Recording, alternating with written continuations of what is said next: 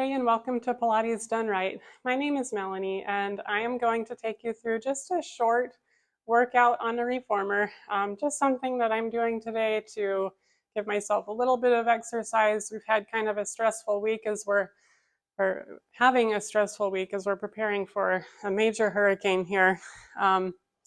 So I'm just going to take a little bit of time here to work out, give my body a bit of a break, and just so you know, we are not in a flood zone, so we don't have to evacuate, we just have to hunker down. Anyway, I'm starting here with footwork. It's a good warm up for the body. Just taking a moment to get myself here and centered.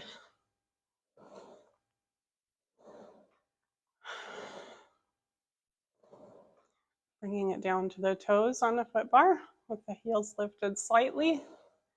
Press away. And this will only be just probably 10 or 15 minutes here. I'm not going to do anything too crazy, but I just want to make sure I get myself a little workout before we aren't able to get back to the studio for a few days.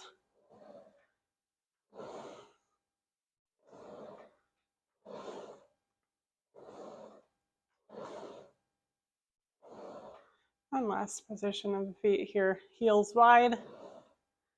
Take a few reps.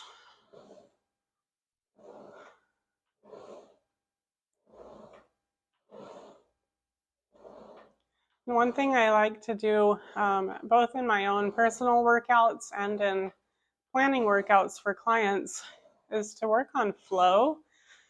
And so that means making as few changes to the foot bar, as few changes to the equipment as possible, and keeping the body position, as many exercises as you can do on one setting, both of body position and equipment setup.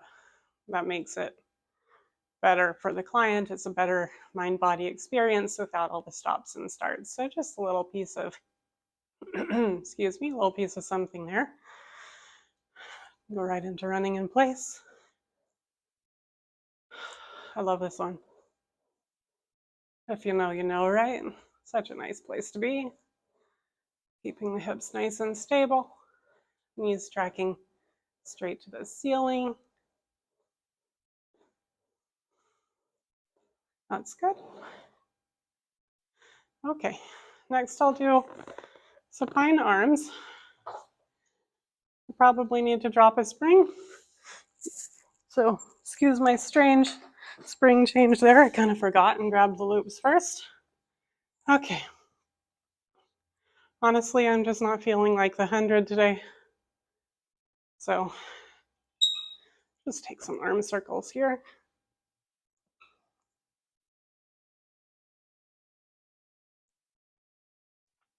And if we need a little bit more challenge to the abdominals, all it really takes to get that is just nudge the knees about an inch away. You start to feel that in your low back, draw them back in. And we're not talking way far away, because that actually gets unsafe on the neck. I'm sorry, on the low back. There's another place you can reverse the circles here. There's another place you can get a challenge, and that's to roll the head, neck, and shoulders up to the tip of the shoulder blades. Whew, definitely feeling it now. And without actually doing the 100, you're definitely getting a lot of good work here.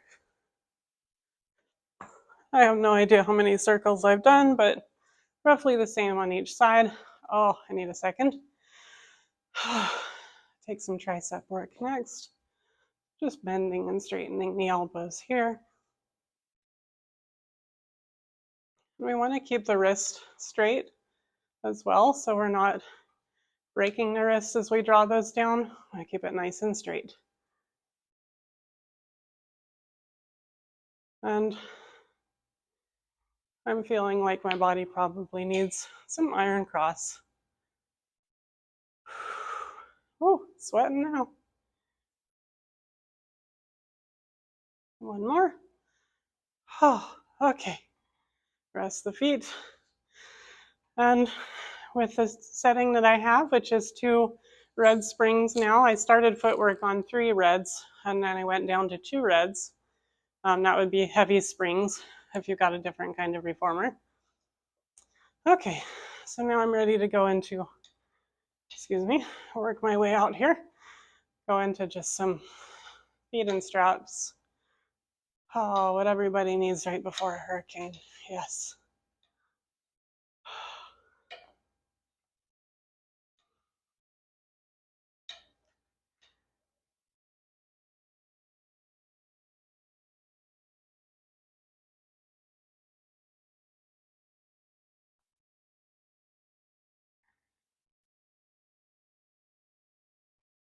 So if you're home and you want to follow along or play later and copy this workout, it's a great thing to do if you happen to have a reformer.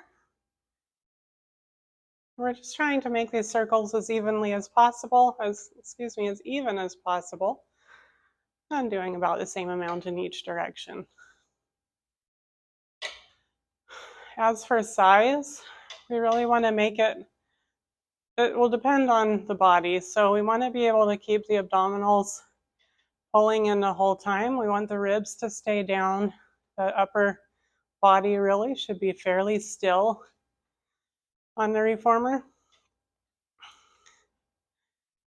And we also don't want the hips to roll up, as you see mine doing right here. We want them to stay anchored as well.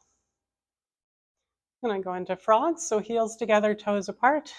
Bend the knees in, press away, bend the knees in, stretch away, bend the knees in, stretch away. Excuse me if I check the clock a few times here. I've got a client coming in shortly.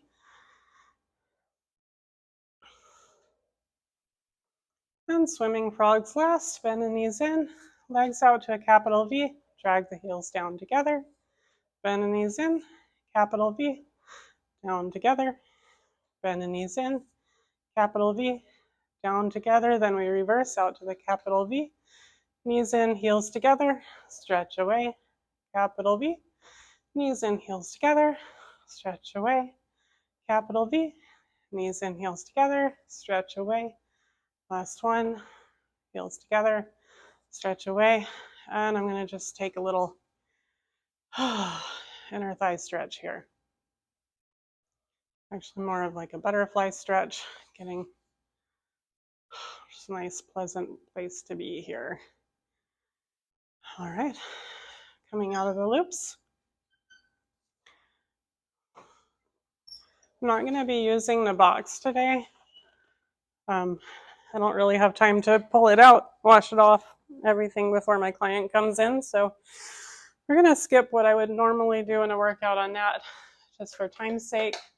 I'm going to switch it to a red and a blue, lifting the headrest up, and we'll take long stretch. Okay, so both hands on foot bar. We're on a red-blue, which is a heavy and a medium spring.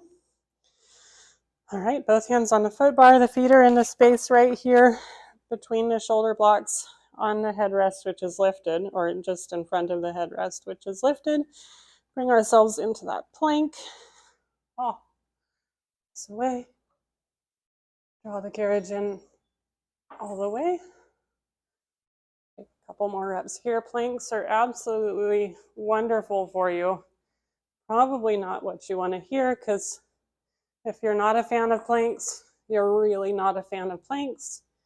If you are, you already know how wonderful they are. They're tough, but they're such an excellent workout for the entire body. If you do nothing else, do a plank. And we'll bring it in. I'm just going to go right into elephant here. So walking my feet back to the shoulder blocks, sending my hips back over the heels, and drawing my toes up. From here, pressing the carriage back a little bit, scoop the abdominals to bring it back under. You'll notice here my shoulders are stable.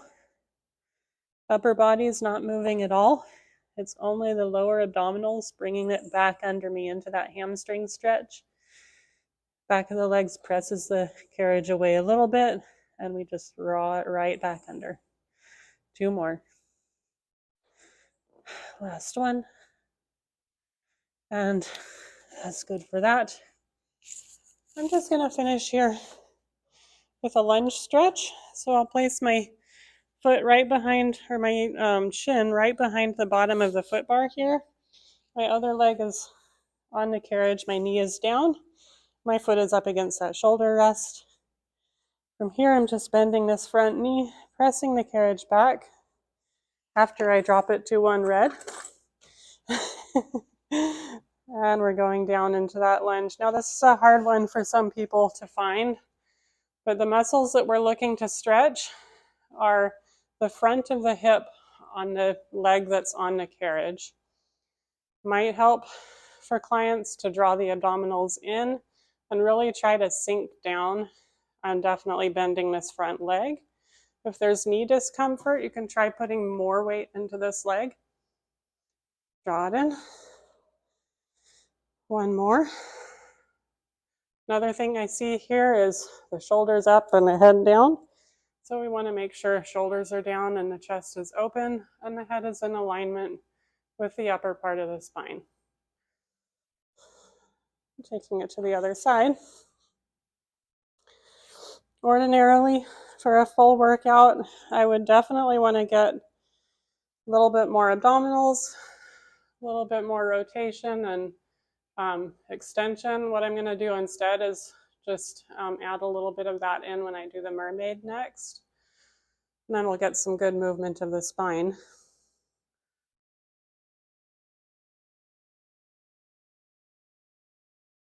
All right, and so for that, for Mermaid, we'll just sit down on the reformer and I'll start by facing you. So my shin is right up against the shoulder blocks. My other foot is crossed in front. If this isn't a comfortable position for you, this exercise works just as well sitting as this in that position. So no problem if this isn't good for your hips or your knees. Totally fine just to have your legs in front of you. This is really about the side bend. And we don't want our heads floating forward. We want to pretend we're in between those 2 panes of glass. And coming up. And again, up and over. And last one we'll take up and over and we'll get that rotation.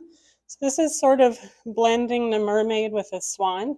So to do this, you've got your hand comes to the foot bar. You may have to move your other hand further over on the foot bar and bend the elbow slightly. But here we're just getting an absolutely delicious bit of rotation here. And to add extension, just slide the shoulder blades down, lift the chest up in a swan, and reach out. Slide the shoulder blades down, lift the chest. Roll back down. For the sake of time, I've called that enough. De-rotate. Come on back up. I realize de-rotate is not a word, but it is now. And I'm taking my little counter stretch, just so you can see it from the other side, and so that I'm even. Turn that around, so now my other shin is up against the shoulder blocks. And actually, I can show you this, just how well it works just with the feet in front of me here. So now I'm not in a Z-sit position. My feet are just straight in front of me.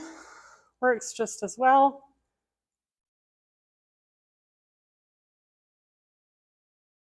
And some people could actually argue it's easier to keep this right hip down. Well, might be right in your view. It's my right. So keeping the top hip down, it can be difficult in that other position. But here, it's a little bit more natural. Last one with the rotation, rounding forward. Rounding, that's a new word too. Sending that other hand back a little on the foot bar. So nice. Lifting the chest, sliding the shoulders down for that extension. Reaching back out. Let's lift. And lower. We bring that hand back in. de-rotate. There it is again. Back up to tall. And we get a little counter stretch this way. And that was our mini little workout. So we got some flexion, extension, rotation, lateral flexion. So our spine moved in all directions there. Got the feet in straps. And I feel like I'm ready for this hurricane. Have a good day. And I'll see you in the next video. Thanks.